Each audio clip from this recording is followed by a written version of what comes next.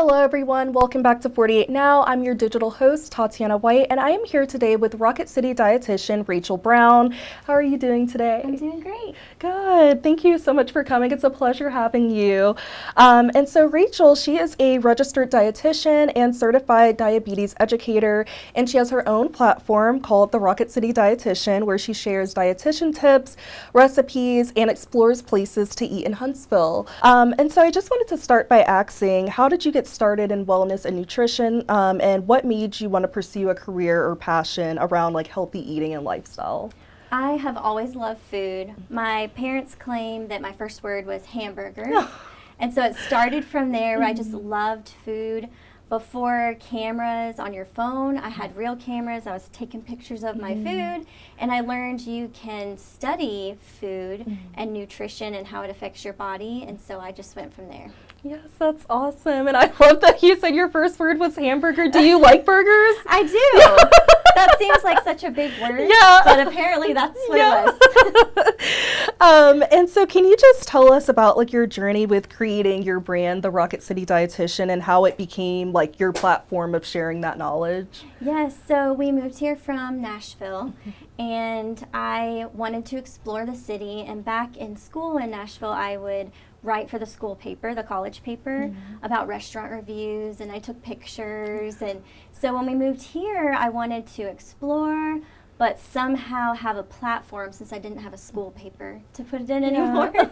And my husband mentioned, why don't I just start a page? And so I started sharing food that I found. Piper and Leaf and Pizzelles were the first two that, and I just went from there. Yes, that's awesome. And I'm glad that you were able to find your roots again, because I know you didn't have like the school paper, but then you were able to kind of make your own thing out of it. So yes.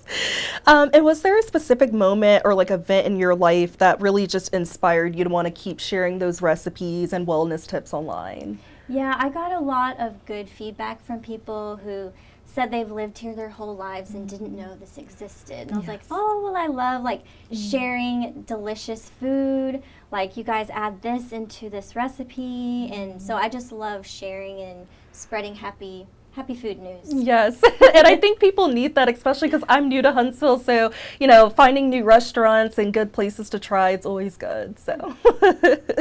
And so you have a great following on social media, as I saw, and so how did you initially, like, grow your platform? Because I know starting out, it can be a little hard getting into that space, and so what did you do to, like, reach and engage your audience and help gain traction to your page? I started pre-COVID. I feel like there's like the post-COVID social media crowd and the pre-COVID crowd. So I started in Huntsville, I think it was 2018. And I think there was a real need for it.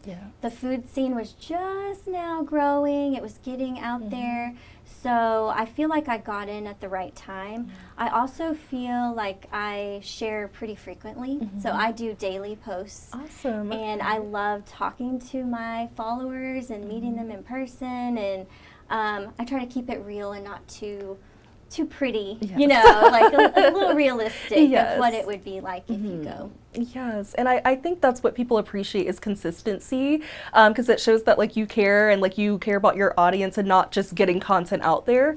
And then like the fact that you meet up with them and stuff. So do you host like meet and greets, or do you just offer something? Yes, I do actually. So I have a new group called Taste Buds. Oh, I love that name. It's a foodie meetup group. So we do like once a month food meetup groups, and that is a really fun way to explore local and with local people who love food. Yes, and it creates community within other people. They're like, oh, you're a foodie just like me. Yes, And so with like so much information out there about health and wellness, like what makes your approach different? Like how do you try to make it like authentic and not, you know, the kind of some of the things that are out there that are inaccurate or making people have unhealthy ways of eating? Yes, I know it can be really complicated out there with everyone's a nutrition expert. But really, you know, after practicing for about 15 years now, you know, sometimes you got to break it down to the basics and realistic, and it doesn't have to be complicated like some of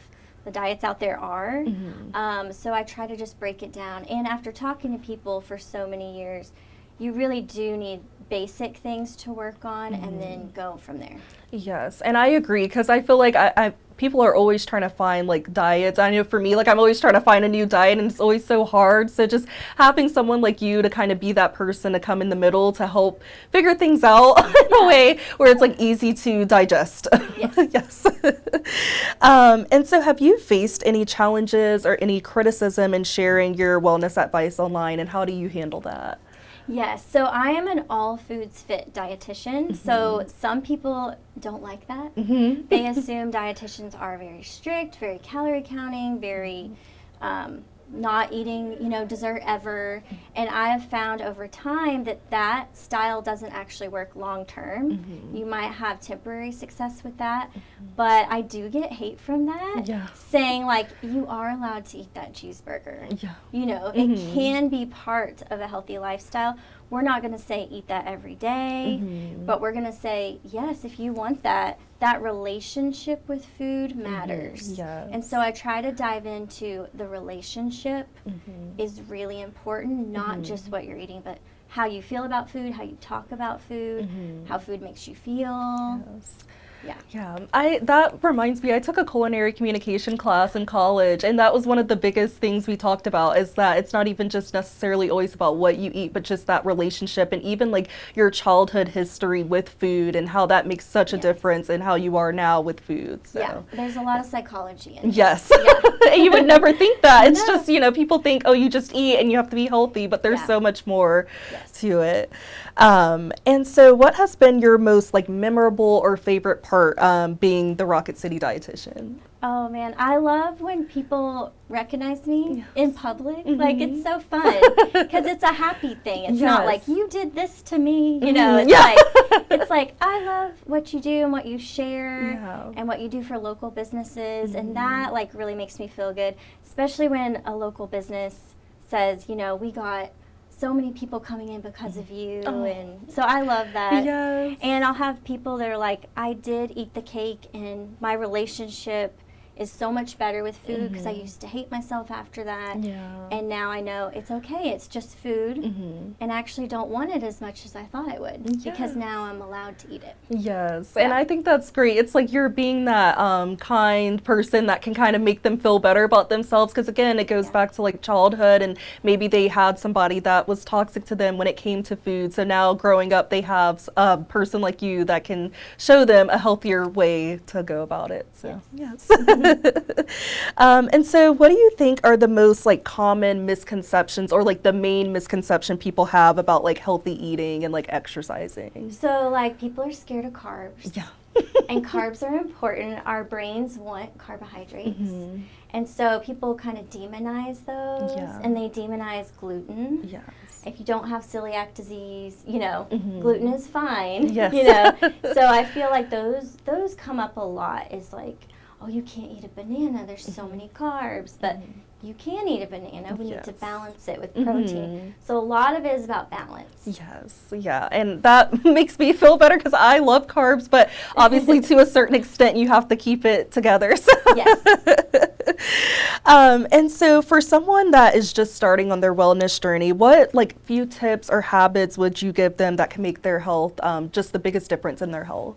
I think it's three main things: diet, sleep, and stress. So if we're thinking about diet, the easiest way I would start someone out is think about a plate, like a 9-inch dinner plate. If you make half of your plate fruits and vegetables with a fourth protein and a fourth grains, that's an easy way to structure your meal. We want to have the concept of more. So instead of, I can't have this, I can only have this much, we want more, more color, more fruits, more vegetables, more, variety, more spices. And the mindset shift of more, not less, is game changing when you think of that. Thinking about sleep, you want to prioritize sleep, good quality sleep too. And so a lot of people don't have a sleep routine. So if you can just take this week and take 30 minutes. Go to bed 30 minutes before normal.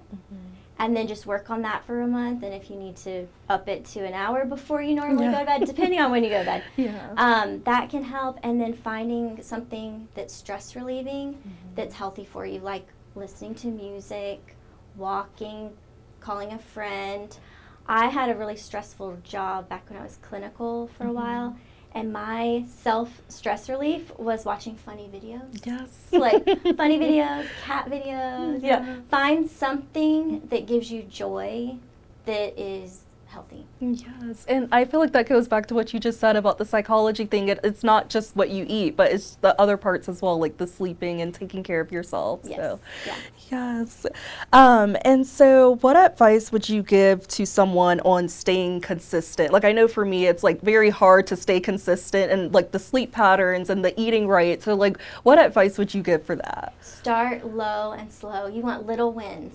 Kind of like with kids when you're, I don't want to say training kids, but kind of when you're training kids or dogs, you're going to start slow. So today, if you can drink one more bottle of water, don't do that and say I'm going to run 3 miles every day and all this. We're doing too much at one time. Little tiny changes will help. So start slow, and that's going to help. Yes, and I think a lot of people, like for example, like we're kind of getting out into the new year, and like for New Year resolutions, a lot of people are like, okay, I'm going to do this, and that, and then it's like a lot to take in, so. Yes. I think people think it's all or nothing. Yes. And so if I didn't do it that day, it's over. Yeah. So I kind of think of it like if you spilt some water on you, and you're like, oh, and you just pour the whole water. It's not like that. Like, it's not all or nothing. It is little nuances that add up. So if you mess up, it's okay. It's not a mess up. You have like, the next day to keep going. The next hour. Even, right. And so how would you say you can balance your mental and physical health when it comes to nutrition and exercise? I think it all goes hand in hand, like we talked about. So fueling your body well will help you feel better mentally too. So if you find every time you have a certain meal or something you feel terrible, maybe make a little switch. So instead of having a regular soda with that fry combo meal, maybe switch it to like an unsweet tea or a water with lemon, little tiny tweaks. And that will in turn help you feel better while still enjoying things that you like. Right, and help like shift the mindset a little around those things. Yes. And so even though Heart Health Month is ending, obviously like heart health is important for all year round. And so how does nutrition play a role in your heart health? And then also with National Nutrition Month coming up in March, like what would you recommend people to do to maintain those healthy eating habits? Yeah, I think it's about balancing your plate. So if you can increase the amount of fruits and vegetables you're eating, have more variety, I think that's going to help with heart health. Increasing your fiber, a lot of people, most of us don't eat enough fiber. And so that alone can help lower your LDL number, which is your lousy cholesterol, and your HDL is your healthy cholesterol. But that can also help heart health too. Awesome. And it's very important, I feel, because it's like a lot of people are going through a lot of things and heart issues and stuff that they may not even realize what they're doing and what they're eating has something to do with it. So, and so what are some like foods or like some particular foods, I guess, are there any particular foods that you would recommend to improve any heart health or any type of diet that can improve heart health or overall health too? Yeah, increasing your fiber. The Mediterranean diet, if you're looking for like specific plans, the Mediterranean diet is great for heart health. It focuses on omega-3s. So fatty fish, good healthy fatty fish like salmon, tuna, mackerel, herring, sardines. Some people like sardines. That's good heart healthy fat. More nuts and legumes. Those can all help with heart health. Yes, perfect. And those all are like pretty simple meals to make and get as well. So And when it comes to exercise and your health, what type of activities do you suggest for people to work on to kind of balance? If people are trying to balance like some type of exercise with the food they eat, what would you suggest? Start with where you're at. So if you are from couch to something, walking is probably your best bet if you have good knees. Yes. You know, if you can't move your knees, you move your arms. If you can't move your legs, you move your arms, you know, back and forth. Yes. So I think start low and slow. Walking is always great. And then move up from there. Weightlifting is really good for heart health, bone health. So if you can just add some weights to your walk, that would be good as well. Yes, awesome. And so you would say like a good balance of cardio and then strength training type. Yes. Okay. Don't forget strength training. Yes. It's important.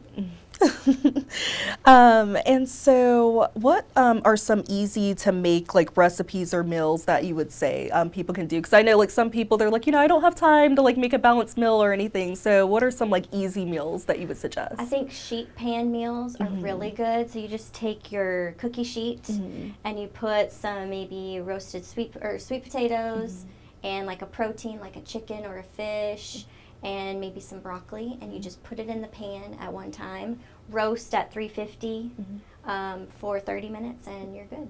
Oh, wow, that's awesome. I need to start doing that more. And so for someone looking to get like just a more balanced lifestyle, how would you suggest them to do it without feeling like overwhelmed? Like if they feel like defeated in a way, or if they're trying and they're doing the start slow thing and they're like, I can't do this, like what would you give them advice about? I would do, they're called SMART goals. So it's specific, measurable, action-based, realistic, and timed. So SMART. So that means if you're like, I'm going to start running this week, instead of just saying that, because that will just, what is that? Right. It's specific and measurable. So Tuesdays and Thursdays for 30 minutes, I will do a mile loop or whatever it might be. Whatever's realistic and specific and timed to you. Right. And that way you have a plan, but it's not hard for you. You know, it's like it's more realistic and doable. If you're not feeling it that day, you know, maybe you have a backup plan. So your backup plan is I'm going to do squats during commercials of a show I like, or I don't know, you know, something like that. Something realistic and specific and small. Yes, I love that so much because I feel like it's so easy to say, because I've been saying, I think since the new year, okay, I'm going to go to the gym today, and I'm like, okay, missed it, I'm going to go again next time. So I think it's really good to have like an actual like plan with it and a backup plan just in case. And then as a dietitian and wellness expert, what is one piece of advice you would give to people to just stay on top of their goals and just being consistent with it throughout the new year? Because like I talked about the New Year's resolutions and stuff, like if they're feeling like, okay, these are not coming together, I'm giving up altogether, I'll try again next year, what would you say for them to keep consistency throughout the year? So anything that you're doing is better than what you did before. You know, so if you don't get hung up on you didn't meet those goals, having a friend to talk to is very helpful. So if you have an accountability partner, that's helpful. If you don't have someone like that, possibly a gym person, you know, someone at the gym, or you can write it down.